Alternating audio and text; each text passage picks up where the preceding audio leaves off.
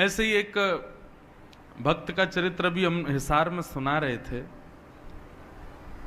घाटम दास जी। उनका नाम पहले घाटम ही था, दास जी तो वो बाद में बने। तो घाटम जी का चरित्र इतना सुंदर है कि घाटम जी जयपुर के पास के गांव के बहुत बड़े चोर थे और उनका ये पुश्तैनी काम था। दादा परदादा परदादा सब चोर ही थे, वो भी चोर थे। उनके यहां एज अ बिजनेस देखा जाता था, इस काम को गलत नहीं मानते थे। तो रात्रि में जब लोग बाग निकलते थे उस नगर से, उस गांव से, तो घाटम जी बैठे रहते थे और उस व्यक्ति को पकड़ करके लूट लेके जाना, यही उनका काम था। एक बार घाटम जी बैठे थे, देखो भगवत कृपा कैसी, गुरु भी बंधुओं भगवत कृपा से ही आते हैं जीवन में। आप सोचो, जो लोग कहते हैं हम ढूंढ रहे हैं गुरु जी कोई मिल जाए तो बनाएंगे, कभी नहीं मिलेंगे।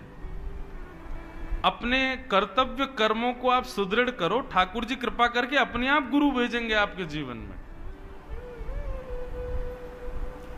घाटम दास जी का कोई पूर्व संचित कर्म ऐसा रहा होगा जिससे उनको एक दिन रात्रि चोरी करने के लिए जंगल में बैठे थे, तो एक गुरुजी आए, एक संत आ गए।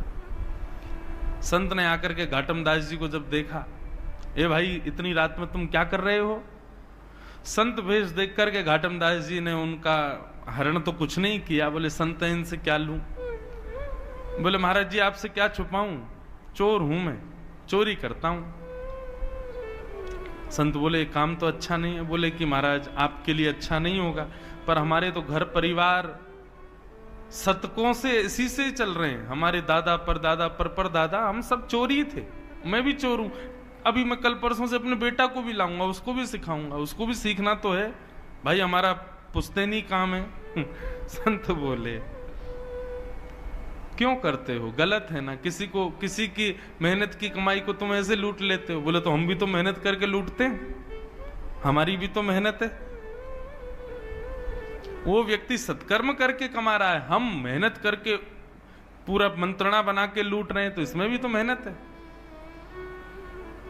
घाटम दास जी के वचन सुनकर के संत बोले भैया इसके रग रग में चोरी है, नहीं निकल पाएगी।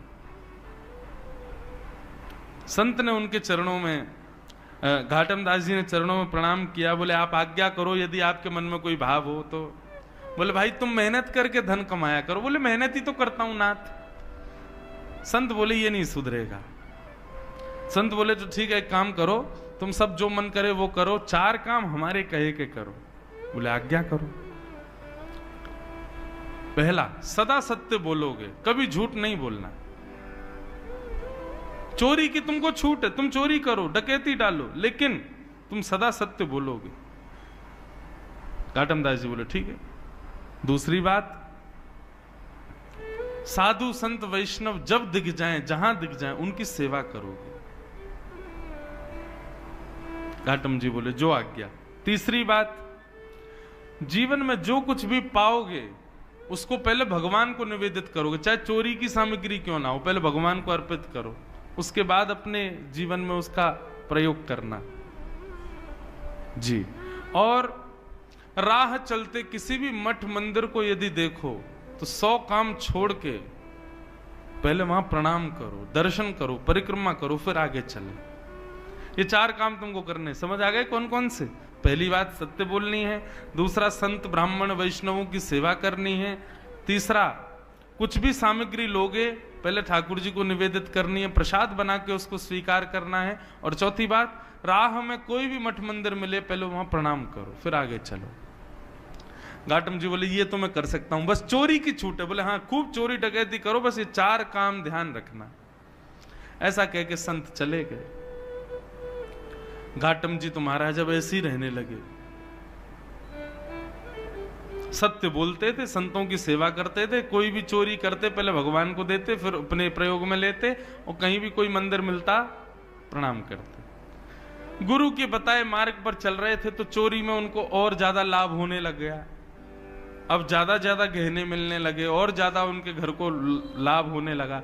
घाटम जी बड़े खुश, बोले बढ़िया गुरु जी मिले हैं, बस ये 4 सरल से नियम बता गए हैं, सब बढ़िया चल रहा है। एक दिन गुरुजी ने घाटम जी को निमंत्रण भेजा कि हमारे मठ का उत्सव है, पधारो और कुछ सेवा करो यहाँ पे। तो घाटम जी बोले, गुरुजी के उत्सव में सेवा करनी है, कोई छोटी मोटी सेवा नहीं, ऐसी सेवा करूं कि पूरा उत्सव का सारा खर्चा मैं ही करूं, तब मुझे सुख मिलेगा कि मैंने गुरुजी को दक्षिणा दी। तो बोले उसके लिए बड़ी चोरी करनी पड़ेगी, क्या करें? तो बोले कि महाराज जिस नगर में हम रहते हैं वहां के राजा के बड़े मूल्यवान घोड़े हैं, यदि एक घोड़ा उनमें से चुरा लिया जाए और उसके बदले जो धन आए वो इतना धन होगा कि गुरुजी के एक नहीं 6-7 उत्सव मैं ही करवा दूंगा। तो घाटम जी ने एक सिपाही का रूप धारण किया, राजा के दरबार में जाने लगे। द्वारपालों ने पूछा, कहां भाई, कहां कहां कहां घुसे चले जा रहे हो भीतर? कौन हो? थे तो सिपाही वेश में। अब पूछा कौन हो, तो सत्य बोलते थे। बोले चोर हूं, चोर हूं, चोरी करने आया हूं। तो सिपाहियों को ऐसा लगा कि भैया ये कोई राजा का अंतरंग व्यक्ति है और हमने इससे पूछ लिया कि तुम कौन हो, तो इसको बुरा लग गया है, इसलिए ये व्यंग में बोल रहा है कि चोर हूं। अरे भैया क्षमा करो, जाओ जाओ भीतर जाओ। घाटम जी बड़े खुश, सत्य बोल रहा हूं फिर भी देखो आज्ञा मिल रही है, जाओ। घाटम जी भीतर गए। राजा के 4 घोड़े थे, उनमें सबसे महंगा घोड़ा काला वाला था, वही चुराया। उस पर बैठ करके और महाराज बाहर निकलने लगे तो सिपाहियों ने फिर पूछा, बोले ये तो राजा का घोड़ा, इसको लेके कहां जा रहे हो? बोले बताया था ना चोर हूं, चोरी करने आया हूं, घोड़ा चोरी करके ले जा रहा हूं, अपने घर बेच दूंगा इसको। सिपाहियों को फिर लगा, बोले अब तो कुछ ज्यादा ही बुरा मान गए लगते हैं ये, हैं? ये कोई राजा के कार्य से आया व्यक्ति है, हम बार बार इसको टोक देते हैं तो बेचारा बुरा मान जाता है, अपने आप को चोर बताता है। अरे भैया क्षमा करो, तुम जाओ जाओ ले जाओ। घाटम दास जी ले गए। घाटम दास जी घोड़े पर बैठे, बोले गुरुजी की पहली आज्ञा पूर्ण हो गई। गुरुजी ने कहा था जो भी सामग्री लो पहले ठाकुर जी को निवेदित करो। हे ठाकुर जी, ये घोड़ा आपका ही है, ये राजा का नहीं है, मेरी मन बुद्धि स्वीकार कर चुकी है, ये आपका है। ऐसा कह करके जा रहे थे। अब राजा को कहीं निकलना था, उसने अपने घोड़े बुलाए। किसी ने आके बताया, बोले एक काला वाला घोड़ा तो है ही नहीं महाराज। पूछा गया तो सिपाहियों ने बताया, बोले एक व्यक्ति आया था, वो लेके चला गया। पूरी बात बताई, बोले उसने बताया भी था मैं चोर हूं। राजा बोले तो तुमने उसको पकड़ा क्यों नहीं? बोले हमको लगा इतना सत्य कौन बोलता है, वो बोल रहा था कि मैं चोर हूं, चोरी करने आया हूं, लाग जाके बेच दूंगा, तो हमको लगा महाराज का कोई निजी सेवक है, बुरा मान गया इसलिए ऐसे बोल रहा है, इसलिए छोड़ दिया। जाओ पकड़ो, ज्यादा दूर नहीं गया होगा। सैनिक दौड़े पीछे।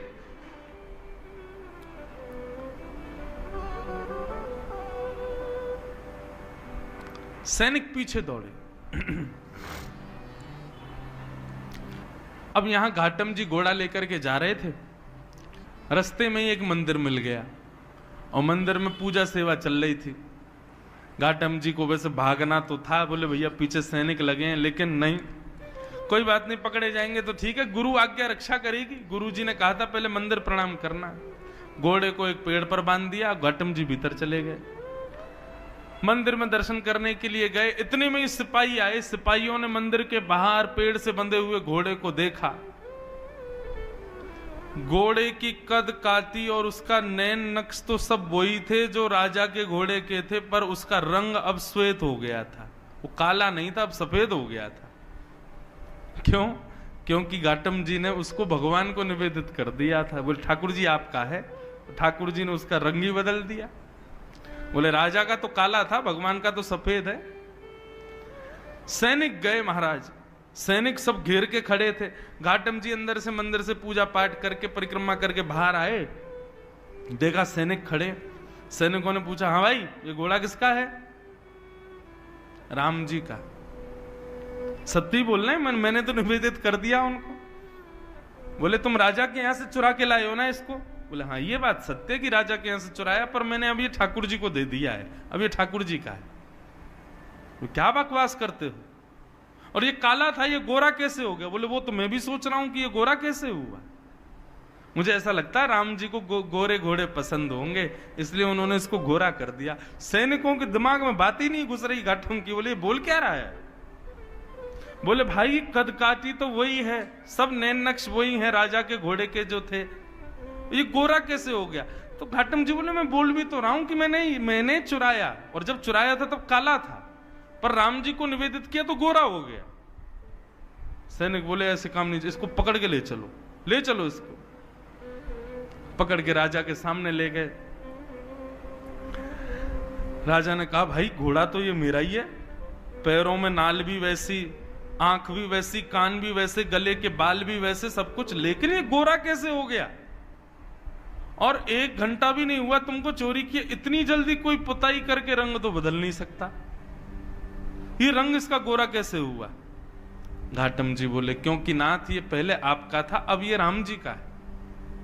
बोले राम जी का मतलब? बोले मैंने राम जी को निवेदित कर दिया, उनको दे दिया, प्रसाद बन गया, अब ये उनका प्रसाद है, उनको गोरे घोड़े पसंद होंगे इसलिए गोरा हो गया। आपका ही है, मैं मानना हूं मैंने ही चोरी किया है, पर ये अब राम जी को दे के मैंने गोरा करवा लिया।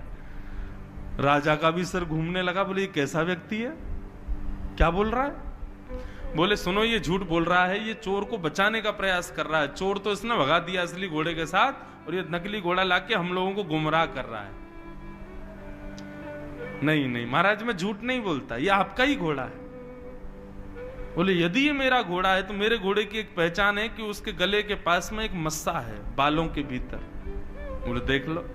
आकर के महाराज बाल हटा करके देखे, राजा तो महाराज मूर्छित जैसा होगा, मस्सा दिख गया उसको। बोले असंभव, ये गोरा कैसे हो गया? बोले मैं बता रहा हूं ना, ये राम जी को निवेदित कर दिया मैंने। राजा चरणों में गिर गए, भैया तू क्या बला है, तू ये बता पहले, सत्य भी बोल रहा है, चोरी भी कर रहा है, सबको बता भी रहा है मैं चोर हूं, सब कुछ कर रहा है, और अब तू ये है क्या? बोले मैं अपने गुरु की आज्ञा का पालन कर रहा हूं, मैं चोरी करता हूं, चोर हूं, पर मैं सत्य बोलता हूं। जो भी सामग्री चुराता हूं पहले भगवान को निवेदित करता हूं, संतों की सेवा करता हूं, और कहीं भी मंदिर दिखे, मठ दिखे तो प्रणाम करता हूं। महाराज राजा बोला ये चोर बनने योग्य व्यक्ति नहीं है, बताओ कितना सत्यव्रत अपने गुरु के वचनों के प्रति। बोले महाराज आपकी आज्ञा हो तो आज से आप हमारे राजगुरु, अब आपको चोरी नहीं करनी है, आप हमारे इस राज शासन के गुरु के रूप में विराजमान हो जाओ। घाटम जी ने जब ये शब्द सुना तो नेत्रों से अविरल अश्रुधार गिरने लगे और अपने गुरुदेव को याद करके रोने लगे। मेरे गुरुदेव की सहज वाणी का मैंने पालन किया, चोरी करता था, सब गलत काम करता था, केवल उनकी वाणी का पालन करने पर आज मुझको एक राजा का गुरु पद भी प्राप्त हुई। यदि मैंने कार्य भी सत्कृत्य किए होते तो आज एक राजा नहीं साक्षात राम जी मुझको गोदी में बिठाते। मैं आज के बाद चोरी नहीं करूंगा। और उस दिन से घाटम जी का नाम बदल गया और उन्होंने अपना नाम रखा घाटम दास। और केवल साधारण सी गुरु आज्ञा से एक चोर, जिसके पुश्तैनी चोर हैं सब, ऐसे घाटम जी परम भक्त वैष्णव हो गए। फिर घाटम दास जी पद लिखते थे, उनका एक पद बड़ा सुंदर है। घाटम दास जी क्या गाते? जे नर रसना नाम उचारे, जे नर रसना नाम उचारे। सब लोग ध्यान से सुनना, घाटम जी क्या कह रहे हैं? बोले जो व्यक्ति अपनी जीभ से भगवान का नाम गाता है उसका क्या होता है?